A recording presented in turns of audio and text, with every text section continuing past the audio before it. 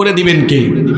এরা তওবা করলো, আল্লাহ বললেন তওবা কবুল করব, ঠিক আছে, কিন্তু জিহাদ থেকে নাজাত নাই, জিহাদ করতেই হবে।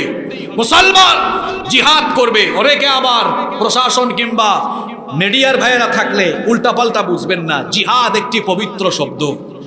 জিহাদ নামাজ রোজার মতোই পবিত্র শব্দ। জিহাদ আর সন্ত্রাস এক জিনিস নয়। জিহাদ এসেছে সন্ত্রাসকে নির্মূল করে দেওয়ার জন্য। জিহাদ আর সন্ত্রাস এক জিনিস নয়। আল্লাহ বললেন মাফ করব, ঠিক আছে, কিন্তু জিহাদ করাই লাগবে। ইউশা বিন নুন আলাইহিস সালামের নেতৃত্বে, ঘটনা কি শুনতেছেন আপনারা? ইউশা বিন নুন আলাইহিস সালামের নেতৃত্বে এবার তারা গেল ফিলিস্তিন পুনরুদ্ধার করবে। কাদের বিরুদ্ধে যুদ্ধ? আমালেকা। কাদের বিরুদ্ধে? শক্তি তখন ওই জামানায় তাদের কম না বেশি? সবচাইতে বদরে মুসলমানদের শক্তি ছিল কম না বেশি? কথা কন না কেন? সংখ্যা কত? 300।